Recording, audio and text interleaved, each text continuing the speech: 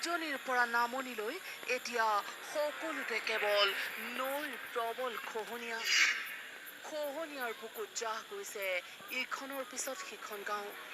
খহনীয়াত জাহ গৈছে ঐতিহ্যমণ্ডিত বিদ্যালয়। বেলশিৰি নৈৰ বুকুত এনেদৰে জাহ গ'ল এইখন ঢেকীয়াজুলিৰ ঐতিহ্যমণ্ডিত খাগৰিজান প্ৰাথমিক বিদ্যালয়। 1957 চনতে স্থাপিত এই ঐতিহ্যমণ্ডিত বিদ্যালয়খন বেলশিৰি নৈৰ প্ৰবল খহনীয়াত উচন হৈ গ'ল। বিদ্যালয়ৰ শ্ৰেণীকোঠা জাহ গ'ল বেলশিৰি নৈৰ বুকুত আৰু নৈৰ ভয়ংকৰ খহনীয়াত এই বিদ্যালয়খন জাহ যোৱাৰ ফলত পাঠদানৰ পৰা বঞ্চিত হ'ব লগা হৈছে বিদ্যালয়ৰ কণ কণ ছাত্ৰ ছাত্ৰীসকল। চাওক কেনেদৰে নৈৰ প্ৰবল খহনীয়াই চকুৰ পচাৰতেই বুকুত সামৰি লৈছে বিদ্যালয়খন। বিদ্যালয়খনৰ প্ৰধান শিক্ষকৰ লগতে স্থানীয় ৰাইজৰ অভিযোগ যে 2017 চনৰ পৰাই এই নৈৰ খহনীয়াই বিদ্যালয়খনৰ প্ৰতি ভাবুকি সৃষ্টি কৰি আহিছিল। এই সন্দৰ্ভত বিধায়ক তথা জলসম্পদ বিভাগক বাৰম্বাৰ আবেদন নিবেদন কৰাৰ পিছতো গ্ৰহণ নকৰিলে কোনো ধৰণৰ খহনীয়া প্ৰতিৰোধৰ ব্যৱস্থা।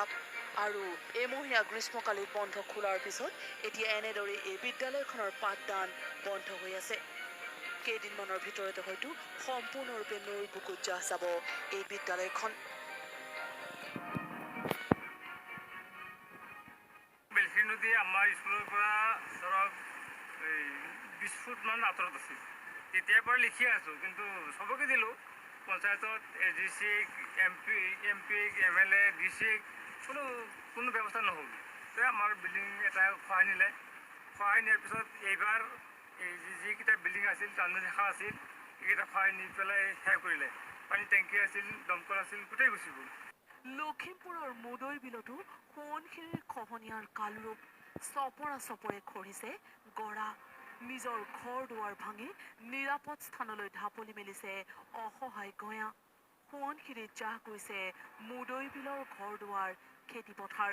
প্ৰায় 20-25টা পৰিয়ালৰ ঘৰ দুৱাৰ এতিয়া নৈৰ মাজত নিশ্চিহ্ন হৈ গ'ল। খহনীয়াই এফালৰ পৰা দংশন কৰি আহিছে সকলো। আজি কেইদিনমান আগতে বহুত জোৰত আছিলে।